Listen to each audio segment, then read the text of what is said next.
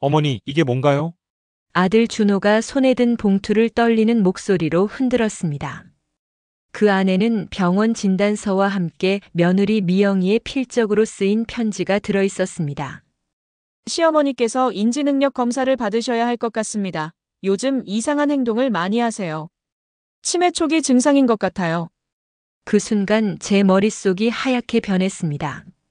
며느리가 저를 치매 환자로 몰아가려고 하고 있다는 걸 깨달았거든요. 49년간 이 집을 지켜온 제가 하루아침에 정신 나간 늙은이가 되어버린 순간이었습니다. 안녕하세요. 저는 올해 68살 김순덕입니다. 여러분, 이런 억울한 일이 있어도 될까요? 구독과 좋아요 눌러주시고 끝까지 들어보세요. 평생을 고생스럽게 살아온 여자입니다.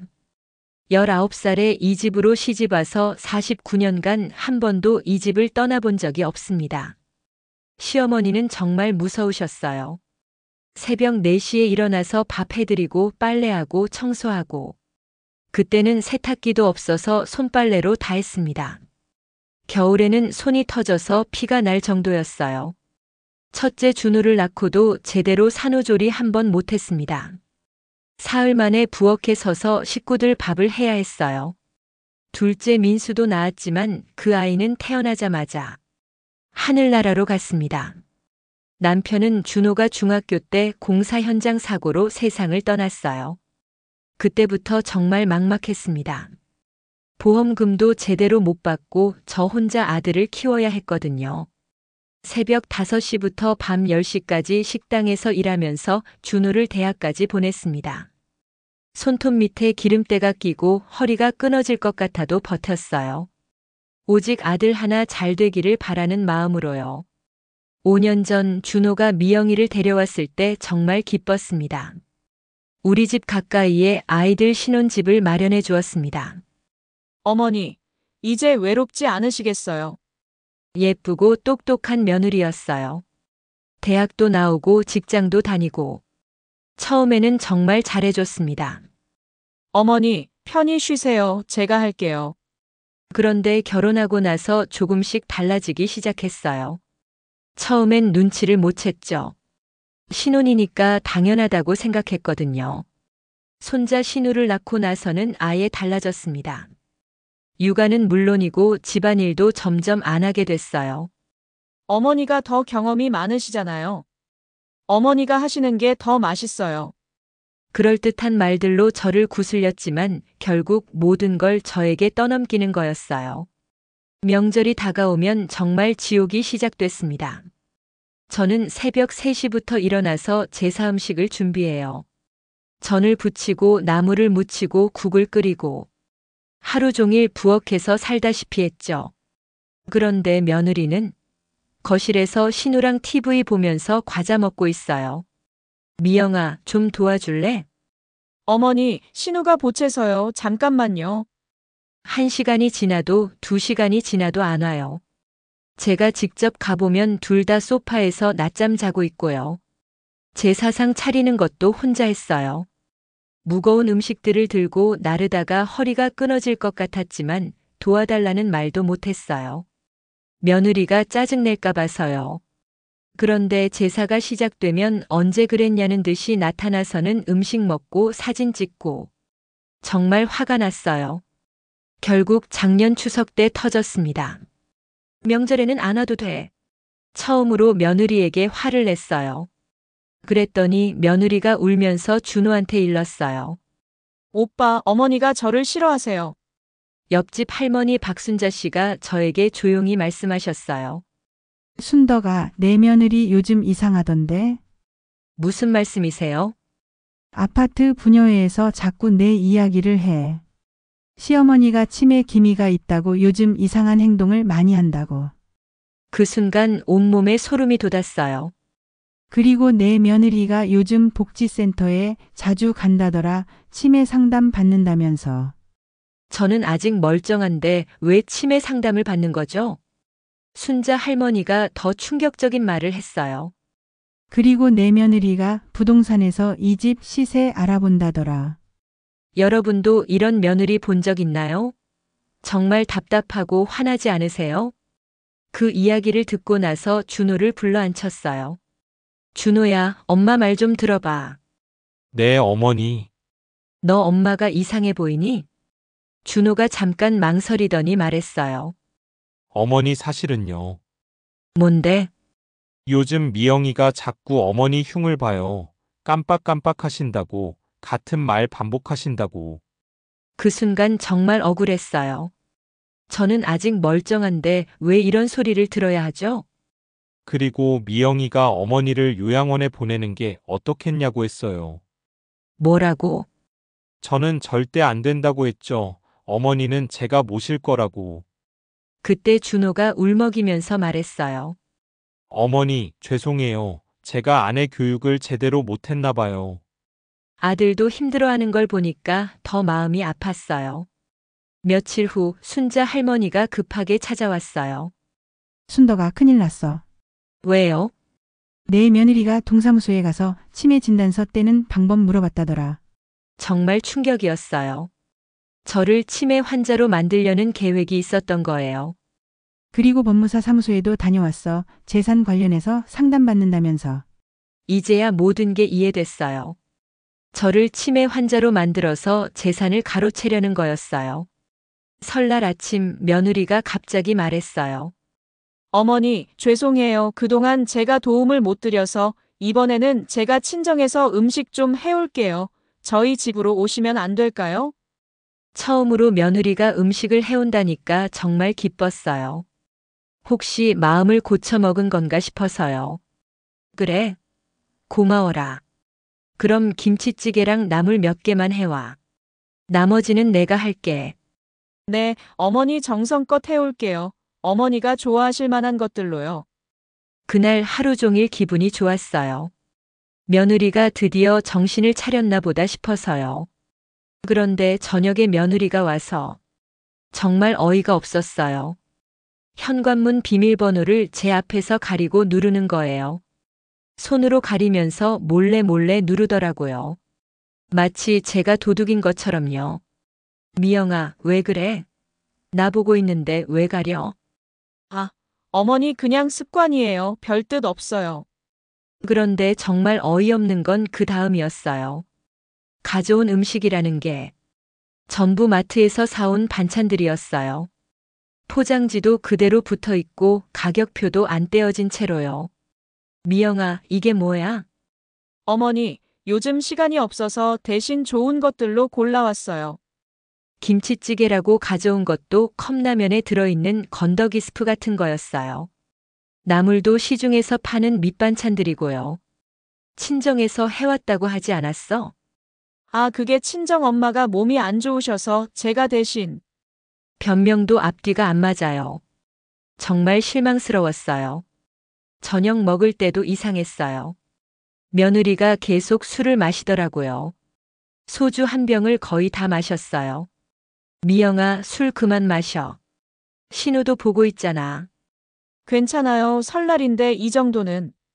그런데 점점 취하더니 갑자기 화를 내기 시작했어요. 어머니, 이제 좀 현실을 받아들이세요. 뭔 소리야? 어머니 나이도 많으시고 요즘 깜빡깜빡 하시잖아요.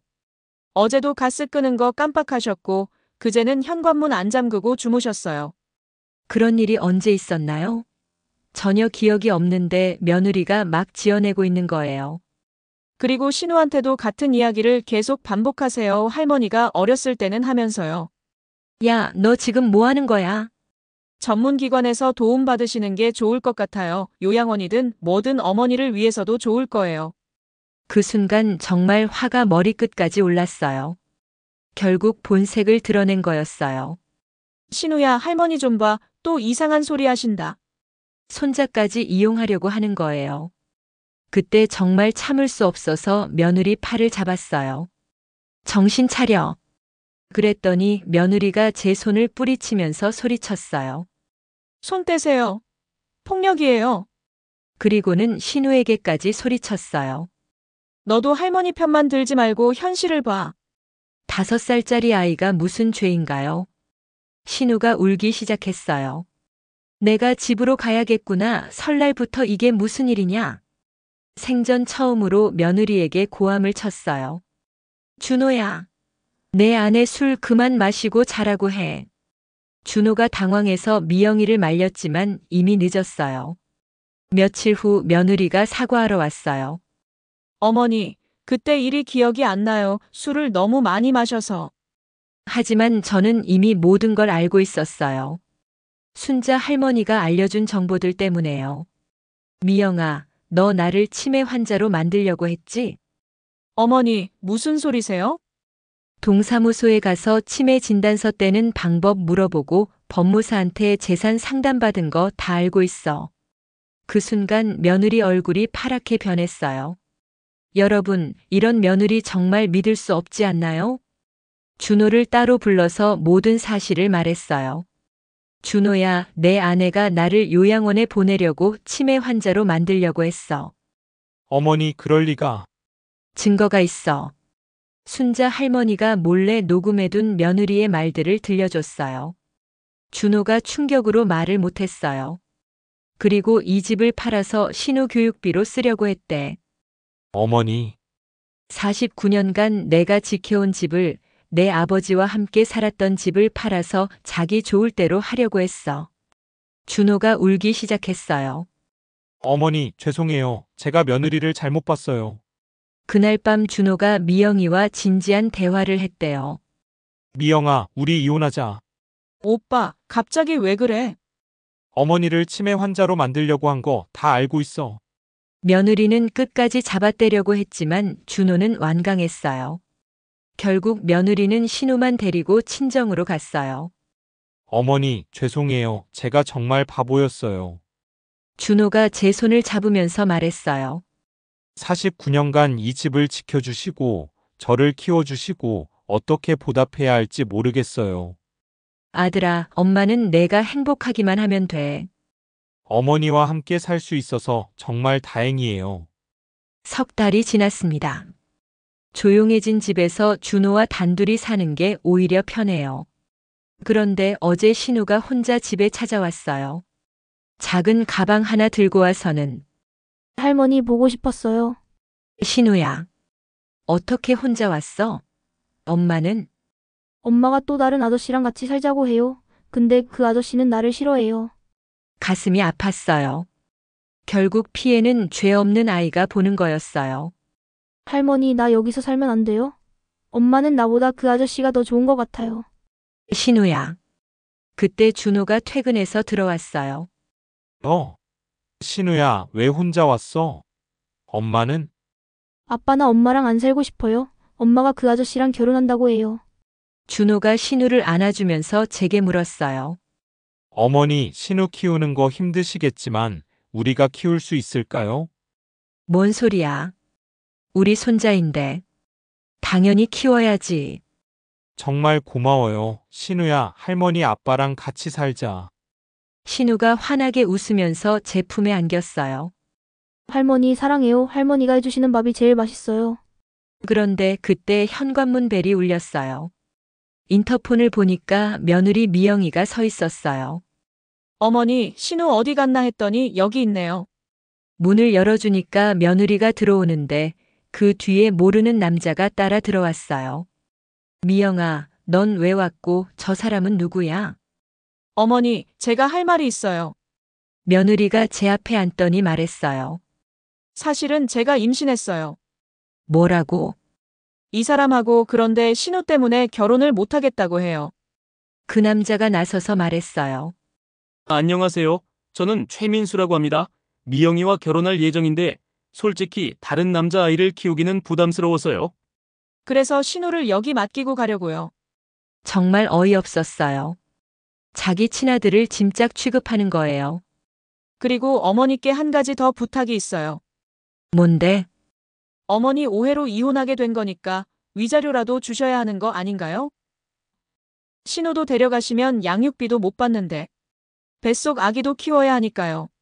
뭐라고? 네가 잘 못해서 이혼했는데 내가 위자료를 왜 줘? 어머니, 신우 데려가시면 그 정도는 해주셔야지요. 그때 그 최민수라는 남자가 더 가관인 말을 했어요. 사실 저희가 이 집도 필요해요. 결혼하면 살 곳이 있어야 하니까 어르신은 요양원으로 가시면 되잖아요. 여러분, 이런 파렴치한 인간들 봤어요? 정말 어이없지 않나요? 모든 것이 다시 처음으로 돌아가는 순간이었습니다. 아니, 더 나빠진 상황이었어요. 너희들 지금 무슨 소리를 하는 거냐? 저는 더 이상 참을 수가 없어서 휴대폰을 꺼내 흔들었습니다. 순자 할머니가 내가 부동산 가서 집 시세 알아본 것도, 동사무소 가서 치매 진단서 물어본 것도 다 녹음해놨다. 미영 얼굴이 하얗게 질렸습니다. 그 최민수라는 남자는 당황해서 우물쭈물했죠. 어머니, 그건 제가 잠깐 오해예요. 닥쳐라. 내가 어떻게 감히 내 아들을 속이고 내 손자를 버리려고 하니? 그때 준호가 자리에서 벌떡 일어나더니 두 사람을 향해 소리쳤습니다. 당장 이 집에서 나가. 그리고 법적으로 끝까지 책임 물을 거야. 그 말에 미영은 울먹이며 매달렸지만 준호는 단호했습니다. 너 같은 사람은 안 해도 엄마도 될 자격 없어.